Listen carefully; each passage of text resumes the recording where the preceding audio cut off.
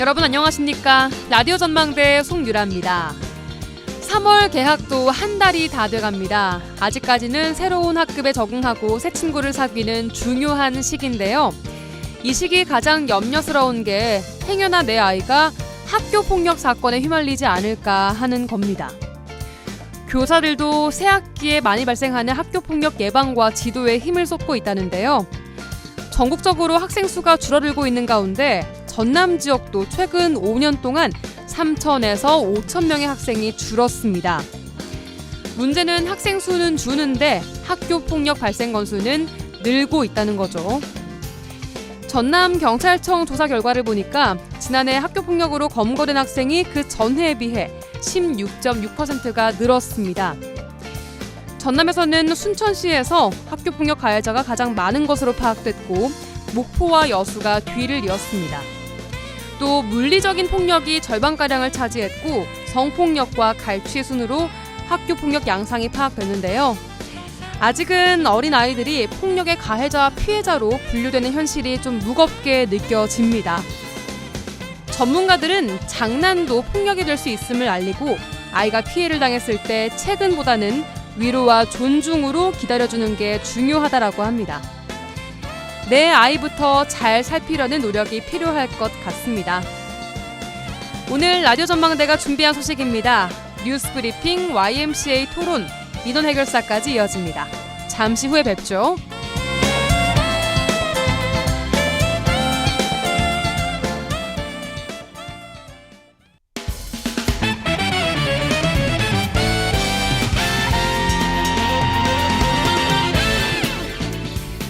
라디오 전망대 3월 22일 금요일입니다. 먼저 지역 뉴스 정리해보죠. 뉴스 브리핑 GBS 뉴스 차범중 국장과 함께합니다. 안녕하세요. 네, 안녕하세요. 네, 오늘은 먼저 광양으로 가보겠습니다. 광양시와 순천시의 접경 지역인 광양시 봉강면 구상천 일대 고철 폐기물 처리 업체에서 하천에 오염수를 자주 유출시키면서 주민들이 불안해하고 있다고요? 네, 광양시와 순천시 접경 지역인 광양시 봉강면 구상천 하천에 이 오염수가 유출되면서 인근 지역 주민들이 불안감을 호소하고 있습니다.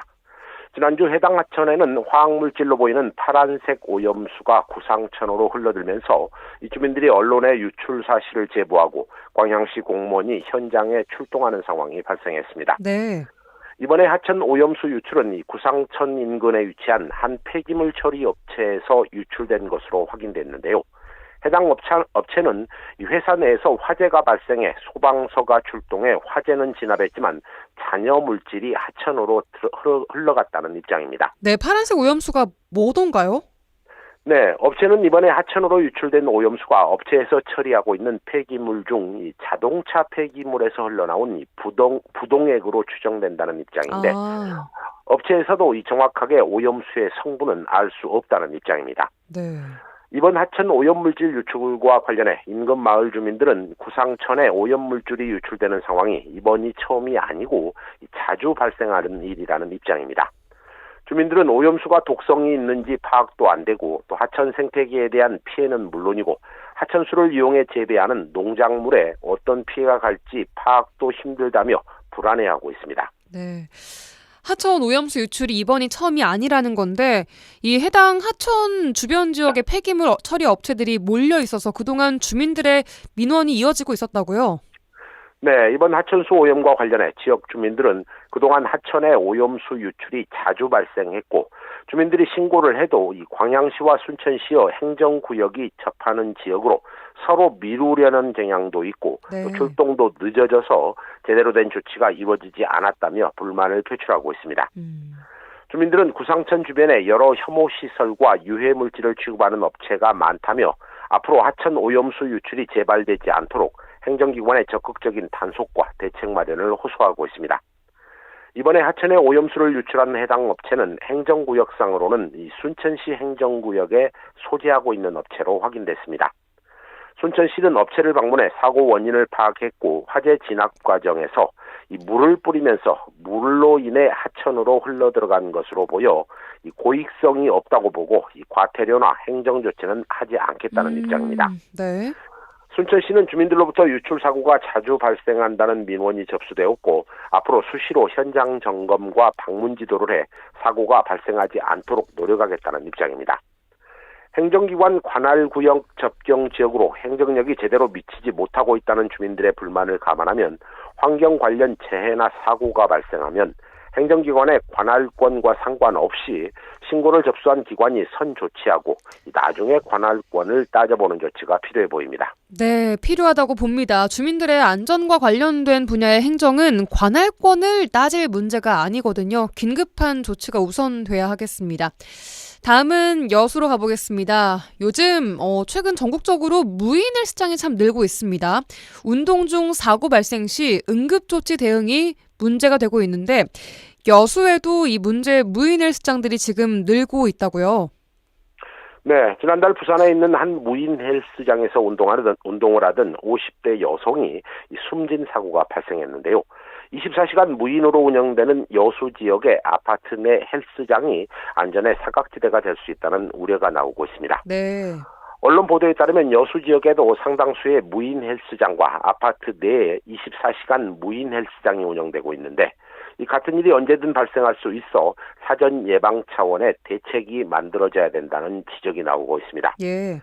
여수 지역의 경우 코로나19 이후 상당수의 헬스장이 인건비 등을 아끼려고 키오스크를 설치하고 이 늦은 밤에는 이 무인으로 운영하는 사례가 있고 네. 특히 아파트 단지 내 헬스장의 경우 이 수익을 낼 목적이 아닌 이 아파트 거주민들의 편의를 위해 마련된 시설로 이 별도의 이용료를 내지 않는다면 이 법에 저촉되지 않아 사고 발생 위험이 높다는 지적입니다.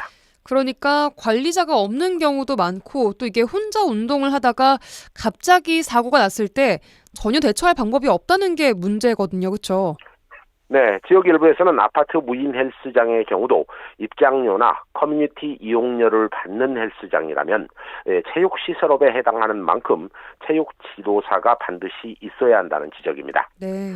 또한 아파트나 호텔 내 헬스장도 상업용 헬스장과 마찬가지로 이 사고 위험이 있는 만큼 응급조치나 이 병원 이송 등 즉각적인 대응을 위해서는 이 법에 규정한 대로 체육 지도사가 있어야 한다는 입장입니다. 현재 규모가 있고 최근 건립된 여수 지역 아파트의 경우 대부분 유료로 무인 운영되고 있는데요. 체육 지도사가 상주하는 아파트는 없는 실정이어서 네. 자칫 안전관리의 사각지대가 될 수 있다는 우려가 나오고 있습니다. 그렇겠네요. 해당 논란에 대해 여수시는 언론을 통해 이용료를 내는 아파트 내 헬스장은 이 법적 신고 대상이 현재 아니어서 제재할 수가 없고 다만 상업용 헬스장을 무인으로 운영하는 사례는 적발될 경우 과태료 부과 대상이라는 입장입니다. 네, 사고가 나고 나서 대책을 마련하는 것은 늦습니다. 선제적인 대응 조치가 필요해 보입니다. 오늘 그 소식은 순천 소식입니다. 순천시에 소재한 한화 에어로스페이스가 차세대 발사체 개발 사업체로 선정됐죠. 네, 순천시가 한화 에어로스페이스가 지난 우주 발사체 제작센터의 착공식에 이어 최근 정부의 차세대 발사체 개발 사업 업체로 선정됐다며 환영 입장을 냈습니다. 순천시는 차세대 발사체 개발 사업은 달 착륙선 등 국가의 우주개발 로드맵의 주요 탑재체를 우주에 보내는 새로운 발사체를 개발하는 사업으로 2조 132억 원 규모의 국가 우주계획 핵심 사업이기 때문에 지역의 경제 유발 효과가 클 것이라며 기대감을 보이고 있습니다. 네. 순천시는 민간 기업이 향후연과 함께 설계에서 발사 운영까지 전 과정에 참여해 본격적인 민간주도 우주 경제 시대를 여는 계기가 될 것이라며 이번 업체 선정에 대한 기대감을 드러냈습니다. 순천시는 지난달 율촌 일산단 사업부지에서 한화 에어로스페이스 스페이스 허브 발사체 제작센터의 착공식을 개최한 바 있습니다. 네, 순천의 순천만 국가정원이 4월 1일 개장을 하는데 들어보니까 스페이스 허브가 설치가 됐고 우주선, 우주인 이런 컨셉들이 많이 있다고 하던데 이것 또한 지역의 우주 관련 산업 육성의 의지를 반영했다고 볼 수 있겠어요. 네, 순천시는 오는 4월 1일에 개장하는 국가정원에 이 스페이스 허브를 설치하고 이 우주인도 놀러오는 순천이라는 주제로 이른바 킬러 콘텐츠로 홍보하고 있는데요. 이 같은 행보 역시 순천시가 지역의 우주 관련 산업 육성의 의지를 반영하고 있다는 분석이 나오고 있습니다. 네. 순천시는 스페이스 허브 발사체 제작센터 착공에 이어 이 과기부의 국가산업인 차세대 발사체 개발 사업지의 선정으로 순천이 대한민국 최대의 민간 우주산업 인프라로서 우주 경쟁 시대에 맞게 이 본격적인 발사체 생산 기지가 될 것을 기대한다는 입장이고, 오는 4월 이 순천형 우주산업 육성을 위한 제2회 우주 방산 포럼을 개최한다는 구상입니다. 네, 순천형 우주산업 육성 또한 앞으로 기대를 해볼 만한 대목인 것 같습니다. 여기까지 뉴스브리핑 정리하겠습니다. GBS 뉴스 차범준 편집국장과 함께했습니다. 고맙습니다. 네, 고맙습니다.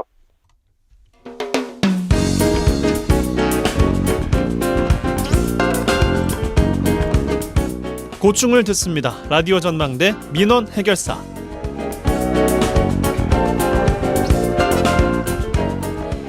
민원 해결사 이미지 리포터와 오늘도 함께합니다. 안녕하세요. 네, 안녕하십니까? 네, 매년 3월 22일 오늘은 세계 물의 날입니다. 인구와 경제활동의 증가로 인해 수질이 오염되고 전 세계적으로 먹는 물이 부족해지자 유엔이 경각심을 일깨우기 위해 정한 날인데요. 아직도 수질 오염, 물 부족에 대한 경각심이 부족하다 이런 목소리가 커지고 있습니다. 네, 세계 물의 날은요, 전 세계적으로 물의 소중함을 인식하고 물 관련 문제에 대한 해결책을 모색하기 위한 날입니다. 우리 너무나 쉽게 구할 수 있는 물인데요. 지금도 수도꼭지만 틀면 깨끗한 물이 마구 쏟아집니다. 그런데 우리나라의 물 부족은 얼마나 되는지 아시는 분들 많지 않습니다. 국제인구행동연구소는 매년 1인당 사용할 수 있는 수자원 양을 기준으로 물 기근 국가, 물 스트레스 국가, 물 풍요 국가로 나누는데요. 네. 우리나라는 이 중 물 스트레스 국가에 속합니다. 네, 이상 기온 탓에 우리나라가 점점 물 기근 국가로 향하고 있지만요. 언제 어디든 쉽게 구할 수 있는 물로 많은 사람들이 물 부족에 대한 경각심이 매우 부족한데요. 시민들은 일상생활 속에서도 아직까지 물 부족에 대한 경각심이 낮다고 느낀다고 합니다. 시민들 얘기 들어보시죠. 못 느끼지 이제. 우리는 수도가 그대로 하니까. 그렇게 몸에 피부에 와 닿지는 않은 것 같아. 아니, 나 목욕탕 가면 많이 느껴요. 아니, 사람들 틀어놓고 자기 일 보고 있어요. 좀 마음이 애 같아요. 엄청 못 느낀 것 같아요. 잘 생각을 못하지, 일반 사람들은. 지금도 우리도 이렇게 농사 짓고 그러잖아요. 친정에 뭐 이렇게 저 돌산에. 근데 물이 많이 부족하지. 우리 딸이 30분씩. 왜 샴푸할 때는 물을 꺼놓고 해야지 그럼 막 잔소리도 하고 했죠. 근데 그거를 피부적으로 못 느껴. 막 쓰는 것 같은데 아껴 쓰지 않고요. 나부터도 난 심각성 몰라요. 물이 뭐 너무 좋으니까 많고 철철 넘치니까 틀면 나오잖아요. 심각성 몰라요. 아파트도 우리도 가끔 가다가 단수를 하긴 하더라고요. 그때 느끼죠 이제. 아, 물이 이렇게 소중하구나 하고 바로 잊어먹죠. 나오면 캠페인이 많이 필요하다고 생각합니다. 젊은 사람들한테 특히. 왜냐면 젊은 사람들은 아까운 줄 모르고 써버리거든요. 우리 때는 그래도 전략정신이 있어가지고 아껴야 된다, 전기도 아껴야 된다, 물도 아껴야 된다, 휴지도 아껴야 된다, 이런 그래도 전략정신이 있었는데 요즘 젊은 사람들은 그런 것들이 약간 좀 부족한 것 같아요. 네, 요즘 젊은 사람들은 절약 정신이 좀 부족한 것 같다라고 네. 하셨는데, 한 조사에서 우리나라 인구 밀도가 높아서 물 이용 효율이 낮아질 경우에 물 부족 현상을 더 빨리 겪을 수 있다는 의견이 있었습니다. 하지만 피부로는 아직 느끼지 못하는 게 사실이긴 한 것 같아요. 네, 매년 겨울이나 봄 가뭄이 시작되면 방송이나 재난 문자를 통해서 이 물이 부족하다는 얘기를 많이 듣지만 현실적으로는 이 물이 부족하다는 것을 피부로 느끼지 못한다고 얘기합니다. 농촌에서는요, 지하수를 이용하기도 하고 농사를 지을 때 물이 부족해서 어려움을 겪지만 도심에서는 너무나 쉽게 물을 구할 수 있기 때문에 네. 이런 물 부족하다는 것이 또 느껴지기 힘들다고 얘기합니다. 네, 매년 남부지방은 역대 최악의 가뭄을 또 보내고 있습니다. 이 때문에 물 부족에 대한 경각심이 더 필요하지 않을까 싶어요. 네, 우리나라의 기후 특성상 봄과 가을이면 매년 가뭄이 이어지는데요. 지난 2022년부터 가뭄의 정도가 심각한 수준으로 기록하고 있습니다. 매년 비가 오지 않아 댐이나 저수지마다 저수율은 줄어들고 또 저조한 강수량과 저수율로 농작물은 말라만 갔는데요. 네. 이맘때가 되면요, 농촌에서는 메마른 땅에 비가 오기만을 기다려야 했습니다. 또 며칠 전부터는 여름 장마 기간이 아니고서는 가뭄 걱정을 계속해야 하는 상황이 이르렀습니다. 이렇게 물에 대한 고민을 지자체 단체에서만이 아닌 시민과 지역민이 함께 고민하고 실천하고자 하는 의미 있는 행사들이 곳곳에서 지금 마련됐습니다. 네, 지난 19일 여수 봉하산림욕장에 위치한 미평 수원지에서는 이 상수원 보호구역 정화활동과 상수원 보호 캠페인을 열었습니다. 또 오늘 오전 10시 광양 마동저수지 생태공원에서 네. 함께 누리는 깨끗하고 안전한 물이란 주제로 이 물의 소중함을 알리고 깨끗한 물 관리로 안전한 물을 모두가 함께 이용하자는 의미 행사가 열렸습니다. 여기서요, 물 환경 퀴즈 대회, 마동저수지 생태공원 주변 환경 정리 활동, 또 물 환경 관련 그림 전시 등 다양한 행사를 통해서요, 이 환경 보존을 위해 모두가 함께 변화해야 함을 인식하는 계기를 삼았습니다. 네, 많은 분들이 물을 아껴 써야 한다라고 이야기는 하지만 일상생활 속에서 물 절약을 실천하고 또 인식하지는 못하는 듯합니다. 네, 세계 물의 날이 우리 모두에게 물을 아끼고 좀 보호하자는 이런 의미를 전하는 중요한 계기가 됐으면 좋겠습니다. 네, 중요한 것은요, 한 명 한 명이 스스로 물 전략에 동참하는 것이 중요합니다.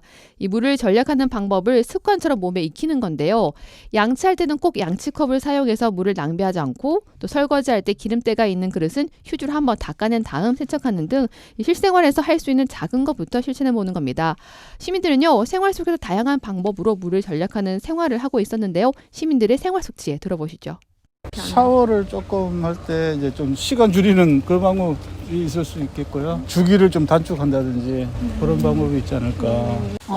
우리 같은 경우는 이제 화장실에도 예를 들어서 변기 거기다가 이제 남편이 여기다가 벽돌 놔뒀던가 그런 것도 있고, 물 항상 쓸 때도 대신대로 받아놓고 좀 과일 같은 거 담가놓고 좀 씻고 그런 경우도 있고, 그냥 수시로 좀씩, 물론 그 물값 수도값 해보자 얼마 안 되잖아요.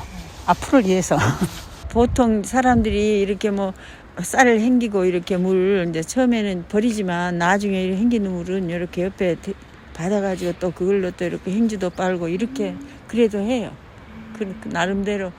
옛날에는 화장실 물도 이제 소변만 보면 다 찰 때까지 안 내리고 하고, 물을 이제 빗물 받아가지고 했어요. 옛날에는 빗물 받아가지고. 근데 이제 설거지 할 때 세제를 막 한정없이 막 헹궈야 되잖아요. 근데 이제 행주로 이렇게 하면은 더 잘 빠지니까. 네, 생활 속 이런 지혜가 확실히 필요합니다. 저도 옛날에 한번 물을 좀 절약해보자 이런 챌린지를 해본 적이 있었는데, 뭐 양치컵을 사용하고 음식 남기지 않고 커피를 좀 줄이고, 그리고 빨래를 좀 모아서 하기, 이런 것들을 해봤었거든요. 네. 이런 거를 직접 해보니까 불편한 거예요. 그렇죠. 평소에 내가 얼마나 물을 좀 쉽게 막 썼구나 싶은 생각이 들더라고요. 그렇죠? 네. 여러분도 이런 생활 속 물 아끼기 실천으로 물의 소중함에 대해 다시 한번 생각해 본 날이 되시기 바랍니다. 네, 오늘 이미지 리포터와 함께 세계 물의 날을 맞이해서 물 절약 관련 이야기를 해봤습니다. 고맙습니다. 네, 감사합니다.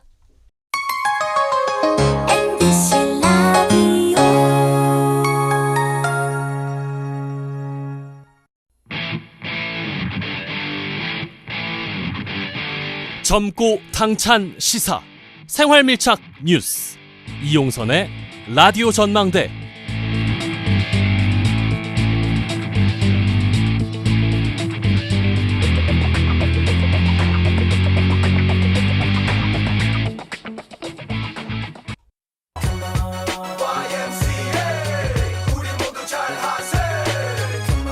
조선의 최강이야.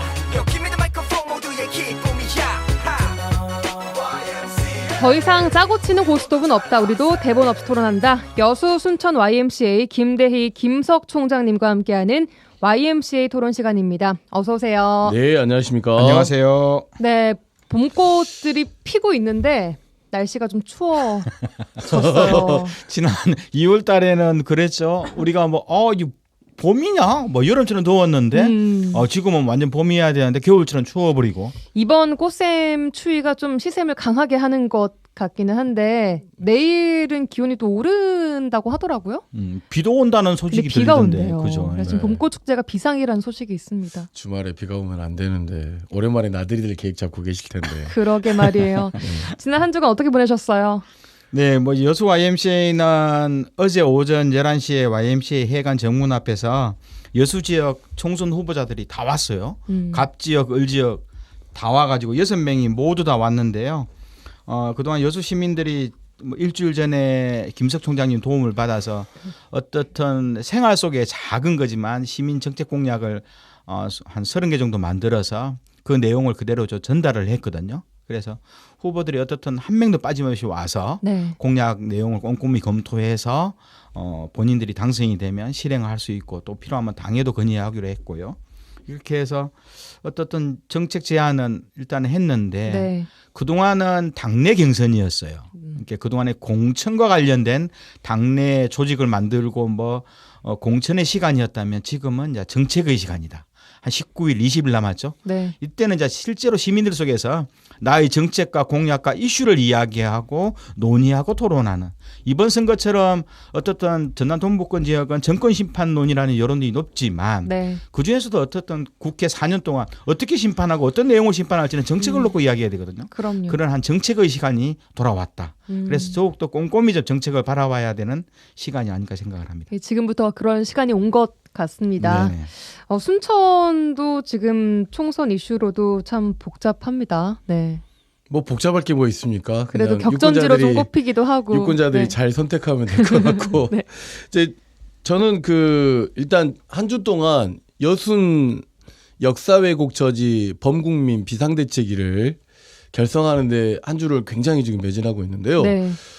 유족들 그리고 여수 순천 광양 보성 구례 그다음에 고흥 이렇게 6개 지역 시민 대표들이 함께 이제 만들고 있는데 이게 선거 기간과 겹치다 보니까 좀 상당히 좀 복잡합니다. 그래서 이번에 제22대 국회의원 후보자로 출마하는 우리 지역에 있는 국회의원 후보자들이 여순 특별법을 개정하겠다. 그리고 제대로 된 진상규명과 희생자 그리고 유족 명예회복을 위한 활동을 하겠다라고 하는 것들을 3월 26일 오후 2시입니다. 3월 26일 오후 2시 전남도청 동부천사 그러니까 순천 신대에 있죠. 네. 신대에 있는 곳에서 유족과 시민단체들 대표와 1인 이상이 참여하는 가운데서 후보자들이 좀 서약도 좀 하고 여순과 관련해서 다 특별법이 만들어져서 잘 될 줄 알았는데 사실은 지금 거의 역사 왜곡의 수준에 좀 들어가 버렸고 그래서 진상조사 보고서 기획단을 해산하고 재구성하고 진행 중인 영역도 좀 중단하라. 그리고 여순특별법 처음 만들 때 조직이나 상임위원이나 사무처나 조사기관이나 이런 거 되게 많이 양보했었거든요. 왜냐하면 여야 합의를 이루어야 되기 때문에. 네. 그런데 지금 22대 국회에 들어가서는 이제 여순특별법을 개정할 준비가 되어 있다라고 하는 것들을 좀 함께 협의해 주시길 바라고 옆에 계시는 김대희 총장님께서 어제 11시 서약식이 있었다는 것을 저한테 알려주셨다면 후보자들이 찾아가가지고 다 서명을 받았을 텐데 여수 출마자들한테 안 오셨으니까 여수 출마자들은 김대희 총장님 다 받아주시면 고맙게 순천은 제가 다 받았습니다. 그리고 지난 그 19일 날은 그 한국 YMCA 사무총장 협의회가 있었습니다. 그래서 네. 올해 한국 YMCA가 110주년을 맞이합니다. 와. 그런데 한국 YMCA 사무총장이 상당히 문제가 많습니다. 그래서 이 문제를 좀 개혁해야 되는 상황이 됐습니다. 그래서 제가 이런 이미지로 쌓이면 안 되는데 저한테 잘 싸우라고 제가 한국 YMC 전국 사무총장 협의회장이 됐습니다. 네. 와. 네. 굉장히 공식적인 네. 조직의 감투를 맡았습니다. 굉장히 큰 자리 아닌가요? 참고로 김대희 총장님도 해본 적이 없는 사무총장 협의장을 제가 맡게 됐다는 기분이 좋아 보이시는 것은 아닙니다. 싸울 일이 굉장히 많아가지고 별로 좋지는 않고요. 파이팅 해주시고요. 예, 파이팅 하겠습니다. 네, 알겠습니다. 자, 본격적인 토크 들어가겠습니다. 최근 들어서 환경 관련 이슈가 계속 나오고 있습니다. 잇따르고 있는 어선 전복 사고의 한 원인으로 기후변화가 지적이 되고 있고요. 두꺼비 서식지 보전 문제, 또 율촌산단의 수산화 리튬 유출 문제 등 다양하게 지금 환경 이슈들이 나오고 있습니다. 환경 문제에 대한 대응책은 어떻게 갖추고 있는지를 좀 짚어보고요. 또 한 가지 주제는 전남연구원이 공모를 통해서 순천대 박기영 교수를 단독 후보로 추천했습니다. 하지만 임시이사회에서 최종 후보자 선정안이 부결되면서 재공모 절차를 밟게 됐는데요. 전남도 의회는 선정 과정에서 대해서 행정사무감사를 열겠다고 밝혔습니다. 관련 내용 두 가지 함께 보겠습니다. 먼저 첫 번째, 기후환경 대책에 대한 이야기부터 해보죠. 잇따르고 있는 환경 이슈에 대해서 원인을 어떻게 진단하고 계신지 여쭙겠습니다. 먼저 여수 김대희 총장님. 네. 어떻든 이게 특히 전남 지역은 1차 산업이 중심이어서 환경 문제에 굉장히 민감할 수밖에 없는데요. 대체적으로 이 해양 사고라든가 또 두꺼비 서식지 자연환경 변화 문제 또 수산화이톰 이것도 어떻게 보면 2차 연료전지 기후변화에 대응하기 위한 주요한 에너지원과 관련된 소부장 영역인데 어떻든 이게 우리 환경이 예측 불가능한 영역으로 가기 때문에 아마 더욱더 좀 이런 문제에 관심이 많아야 되고요. 특히 이제 바다 환경 문제 보니까 지구의 70% 표면을 바다가 덮고 있기 때문에 어떻게 보면 바다 환경이 지구 환경을 결정하는 거거든요. 네. 기후 변화에 있어서도 바다 환경을 주로 두고 육지 환경은 부차적 조건으로 두는데 이게 바다 환경이 3, 40년, 100년 전의 환경하고 달라요. 급박하고 그리고 뭐랄까 변화의 폭이 너무나도 기후 변화 때문에 심하기 때문에 네. 옛날에 50년 전에 기상 상황만 믿고 갔을 때는 큰일 나는 거고요. 특히 이제 수산 어종의 변화도 예전에는 여기는 어떤 어종이 많이 잡혔는데 하고 가면 안 되거든요. 그 어종은 기후 변화에 의해서 벌써 50km, 100km 밖에서 서식지로 옮겨버렸거든요. 그러다 보니까 있기도 하고요. 네, 그러다 보니까 어선들이 더욱더 먼 거리로 가고 또 갔는데 기후 변화는 이 정도면 10시간 후에 풍랑주의보가 뜨겠다라고 갔는데 1시간 만에 풍랑특보가 뜨기도 하고 예측하지 못한 상황들이 발생하는 파도도 옛날 이 정도면 한 2m 정도 쳤는데 30분 후에 파도가 2m 쳐버리고 3m 쳐버리고 이러니까 해양 사고는 더 많을 수밖에 없는 거예요. 그래서 연결된다고 하고 있는 거군요. 네, 그렇죠. 그렇게 하고 뭐 뚜껑이나 자연 생태계 서식지는 기후 변화가 일어나니까 결국은 서식지로 옮길 수밖에 없잖아요. 네. 그런 측면이 있고 수산화팀도 결국은 인위적인 공장에서 사전 안전사고 조치를 미흡한 측면도 있는데요. 결국 환경 문제는 이 원인자가 있는 거예요. 원인자가 이 문제를 풀어야 되는 거거든요. 원인자가 이 문제를 풀지 않을 때는 국가라는 공권력은 징벌적 손해배상 청구를 해야 되는 측면이 있고요. 그러니까 환경 문제는 사전 예방적 원칙이 굉장히 중요한데 기후변화도 사전 예방이 중요하고요. 기후변화 문제나 그리고 우리 인간이 기업이 어떤 생산활동을 하면서 환경오염 문제가 안전사고가 발생되면 이것도 예방적 차원이 중요하거든요. 네. 생산할 때 들어가는 돈의 한 30%는 사전 예방 차원에 들어가야 되는데 기업은 모든 투자 자본을 생산 과정에만 써버리잖아요. 그러면서 결국 기후변화 시대 그리고 어떻든 우리가 환경을 생각하는 그런 국가 시스템이 있다면 생산 과정이나 이윤의 문제가 아니라 사전에 이런 환경 문제나 오염 문제들을 어떻게 예방할지 사전에 예방이 준비되지 않으면 생산 들어가면 안 되는 거고요. 예측 가능한 영역에서만 활동이 이루어지도록 통제하고 규율하는 이런 시스템이 좀 필요하다고 봅니다. 더 철저한 대비가 필요하다. 네, 알겠습니다. 순천 김석 총장님께서는 어떻게 진단을 하고 계시나요? 우리가 인간이 통제할 수 없는 몇 가지 영역 중에 하나가 사실은 자연 그리고 그 안에 기후 뭐 이런 것 아니겠습니까? 저는 우리가 기후 환경으로 부를 만큼 지금 현재 아니란 건 안일하게 바라봐서는 안 된다. 그러니까 기후 위기의 상황인 거죠.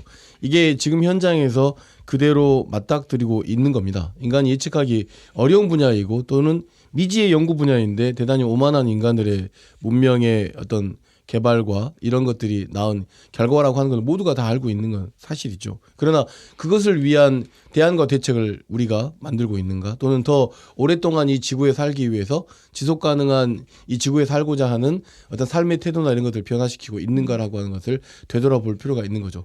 이거 왜 그러냐면 지난번 저출산 이야기 할 때도 그랬지만 젊은 세대에 어떻게 보면 이 문명에 대한 파업이라고 제가 이야기한 적이 있는데 사실상 문명에 대한 파업.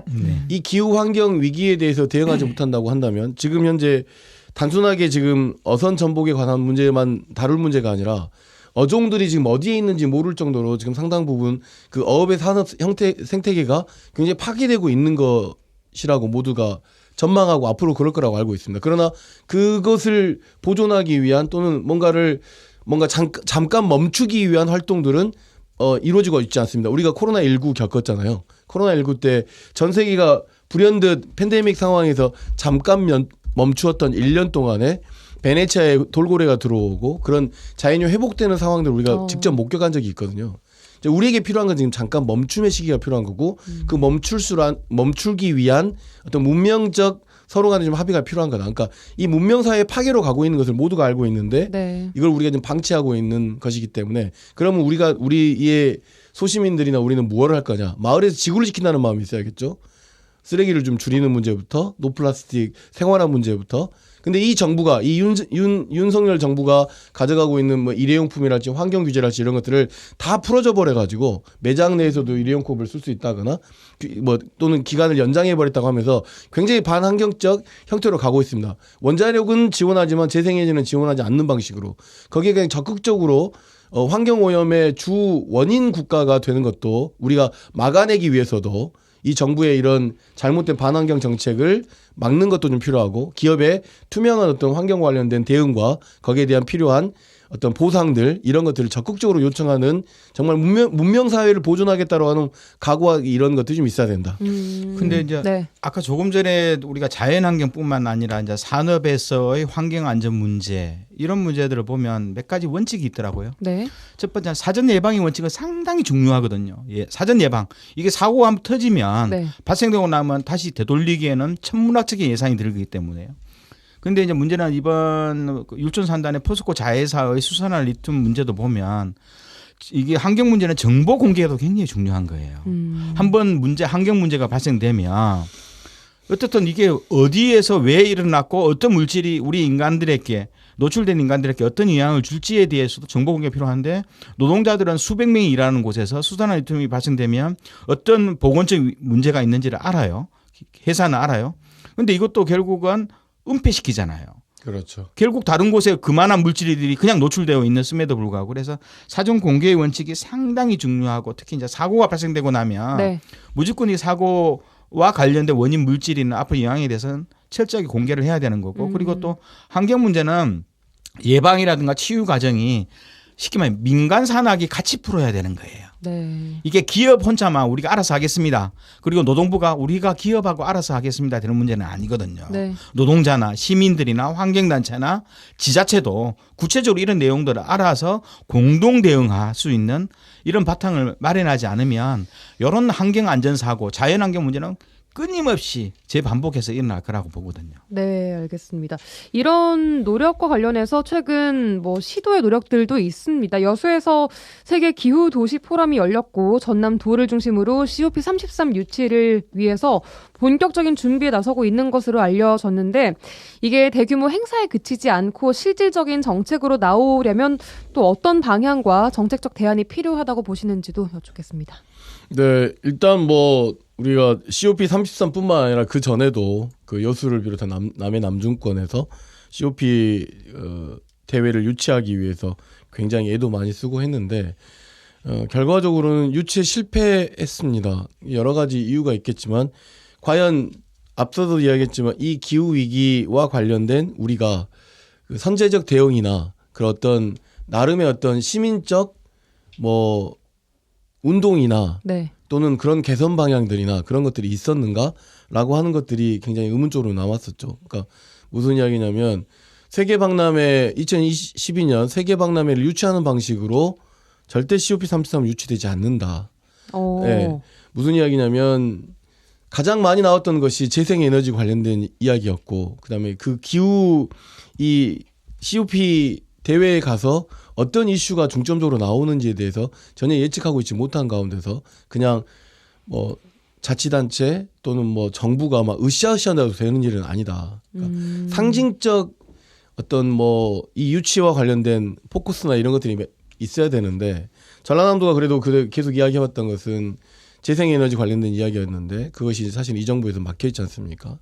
그러면 전라남도가 다른 17개 그 시군광역자치단체보다 더 그 재생 그 에너지 비율이 높은지 아니면 탄소를 저감시키고 있는 것인지 산업적으로 어떤 규제뿐만 아니라 노력들이나. 함께 상생하기 위한 노력들이 있는지 이런 것들이 국제적으로 세계적으로 무엇인가 인식되거나 아니면 아예 거꾸로 아예 망가져 있거나 이렇지 않고는 대단히 이것을 뭐 국제협력이나 이런 것들을 바라는 마음은 알겠지만 그냥 도지사 또는 뭐 관계자들 해외 출장 가는 정도 수준에 머무를 가능성이 상당히 높고 거기에 또 현혹돼서 수많은 세금들이 사용될 가능성이 높기 때문에 이 전라남도가 COP33을 유치하겠다라고 한다면 진짜 진정성 있는 내용과 주제를 먼저 함께 전라남 도민들과 그다음에 국민들과 공유해야 이게 가능하지 않나 싶은 생각이 좀 들고 저는 좀 비관적입니다.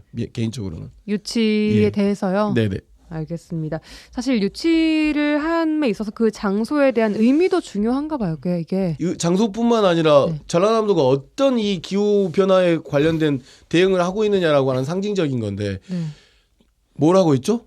예를 들면 지금 그러니까 누구나 동부 인식하고 있을 유럽에서는 만한 그런 아리백이라고 해서 지금 산업 서로가 아리백 협약을 통해 가지고 기업도 아리백에 가입해가지고 어쨌든지 간에 재생에너지 비율을 높이는 방식으로 산업 구조를 변화시키고 있단 말이에요. 능동적으로. 우리가 그렇게 네. 능동적으로 하고 있지 못하는 가운데 COP33을 유치한다고 하면 그 유치 이번에 그 부산 세계박람회에서 철저하게 패배한 거 보셨잖아요. 네, 그러니까 행사 자체의 유치가 그렇죠. 중요한 게 아니라는 거죠. 이 행사의 본질이. 목적이 중요한 거죠.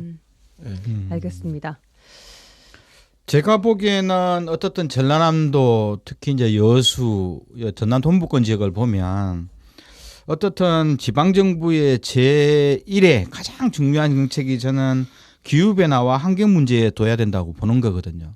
왜냐하면 전라남도는 농업이나 수산, 축산 뭐 이런 쪽에 1차 산업이 주요한 근간인 건 사실이고요. 네. 특히 예외적으로 전남 동부권 지역 제철과 석유화구 중심으로 동부권 지역은 또 탄소를 가장 많이 에너지를 가장 많이 소비하는 중화학 산업 중심이어서 이 두 가지 문제를 전라남도에 물론 이제 동부권 지역은 그래서 인구수뿐만 아니라 전체적인 전라남도 지하 그 경제 생산의 규모도 보면 80%가 다 동부 지역이잖아요.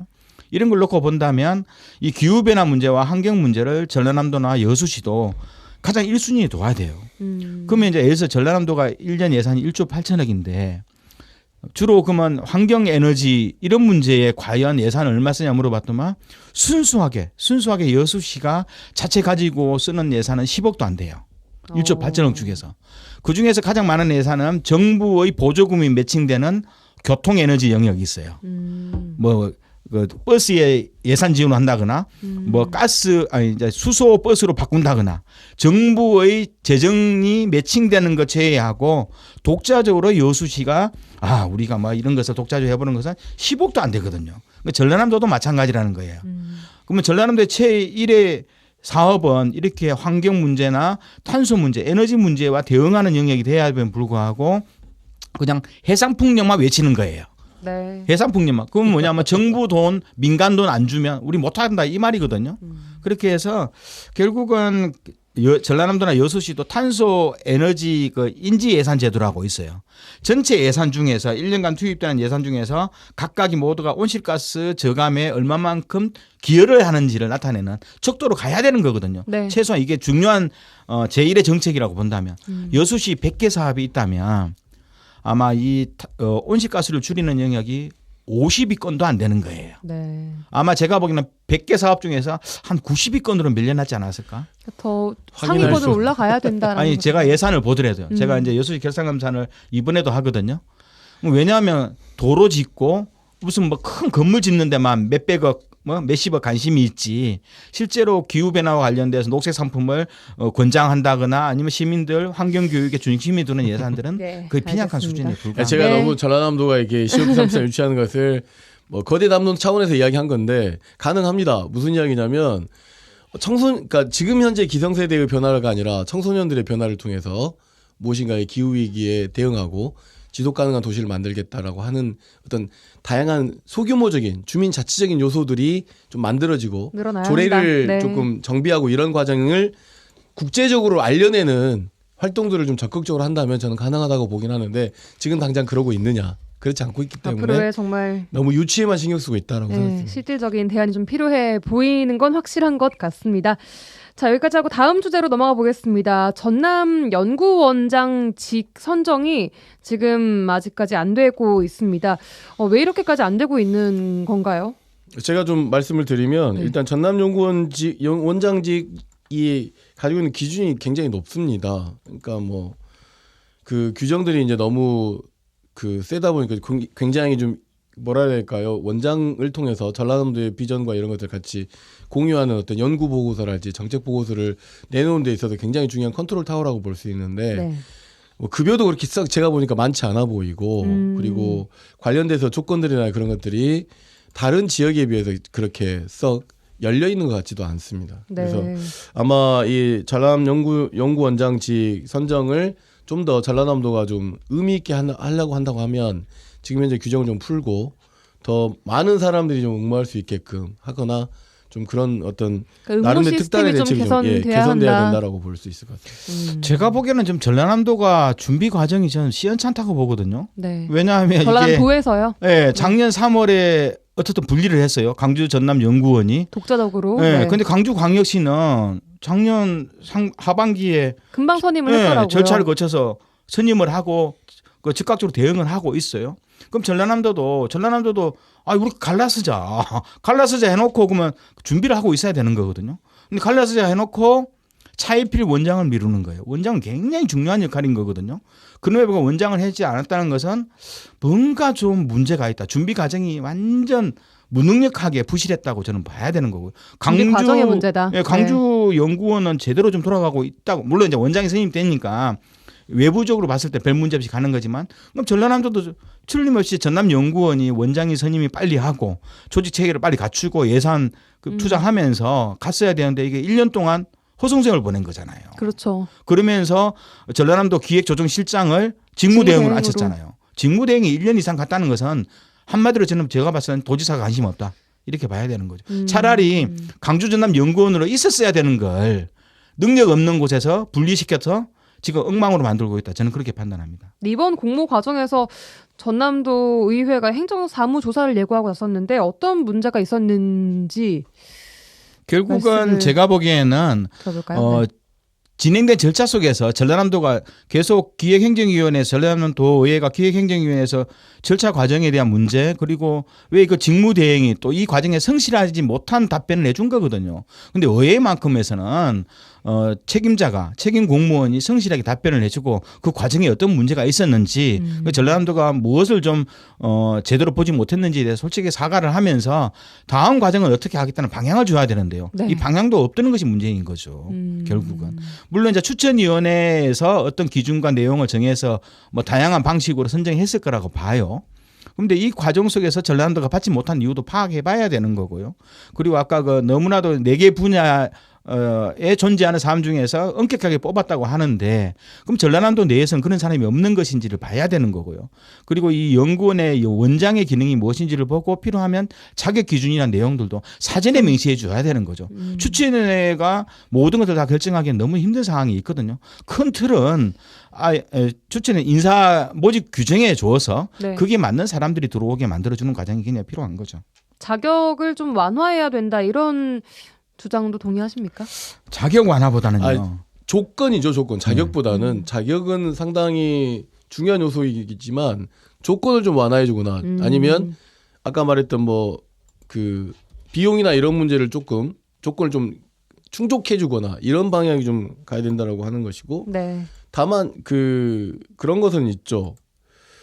이 전남연구원이 그 동안에 쭉 어떤 보고서와 리포트가 나왔는지를 한번 살피기 위한 실력자가 좀 오기도 좀 해야 되고 왜냐하면 대부분 인용하는 게 서울연구원이나 충남연구원이나 뭐 이런 연구원들 자치단체별로 17개 시군자치단체 거의 연구원이 있거든요. 최근에 뭐 세종도 생기고 이러고 있는데 그 보고서들이 어떻게 나오고 있느냐. 그러니까 한쪽은 도 정책의 어떤 논리와 그걸 기반하기 위해서 나오는 것도 있고 또 한쪽은 미래에 대해서 연구하는 연구자들을 좀 연구자들의 연구를 활성화시킴으로 인해서 미래를 내다볼 수 있는 이런 과정이어야 되는데 네. 그런 역할을 지금 현재 기획조정실장한테 맡겨놓고 있으면 어떤 보고서가 나오겠습니까?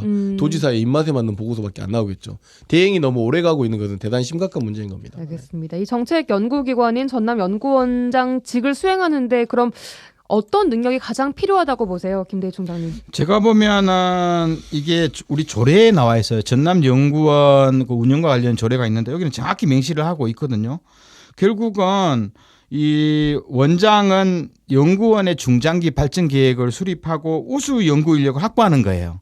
그러면서 연구 체계를 개선하는 건데 이제 문제는 이 연구원의 체계적이고 지속 발전을 위한 연구 조사 사업을 총 책임지고 큰 밑그림을 그려주는 건데 정치적으로 독립돼야 되는 거예요. 이 규정이 되어 있거든요. 네. 전라남도로부터 독립되어서 진행돼야 한다는 규정. 이 독립을 근간으로 해서 전남연구원의 그 흐름들 지속 가능 발전에 대한 미래의 비전들을 전라남도의 비전들을 연구 과제로 세워 나갈 수 있는 능력이 필요하니까요. 저는 전라남도를 가장 잘 이해하는 전문 연구가 하면 된다.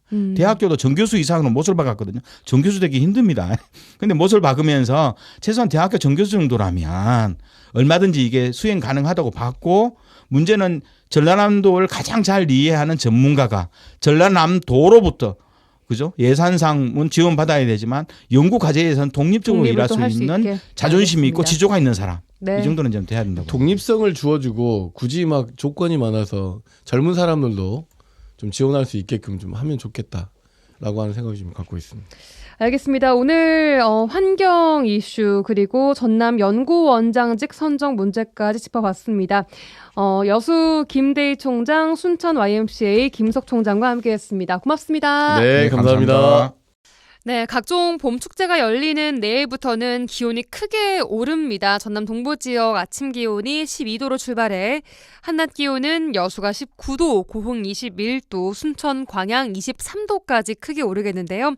다만 내일 오전까지는 5에서 20mm의 봄비가 내리겠습니다. 라디오 전망대 3월 22일 금요일에 준비한 내용 여기까지입니다. 장범준의 봄비 흐르고 있는데요. 이 곡 들으시면서 마무리하겠습니다.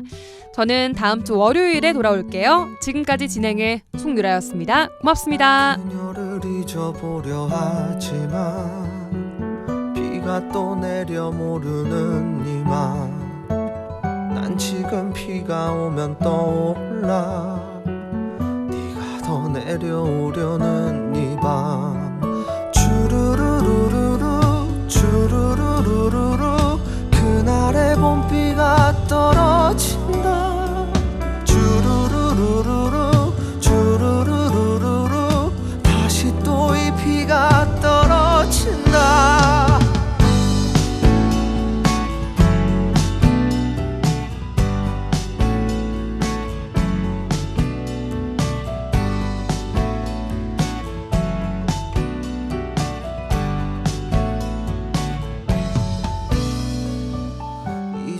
아무것도 아닌데 비가 더 내려 보내는 네 맘 언제나 비 내리면 떠올라 비가 또 내려 부르는 네 맘 주르르르르르 주르르르르르 그날의 봄비가 떨어진다 주르르르르르 주르르르르르 다시 또 이 비가 떨어진다 아름답죠 오늘 그저 반해 놔줬어 어쩌나 그녀와 이 비를 또 기다리고 있어 한 번 더 그녀의 집 앞을 거닐다 기다렸던 비가 떨어지면 한 번 더 그날의 사랑을 원하고 사랑의 봄비가 떨어진다 언젠가 그녀도 집 앞을 거닐다 기다렸던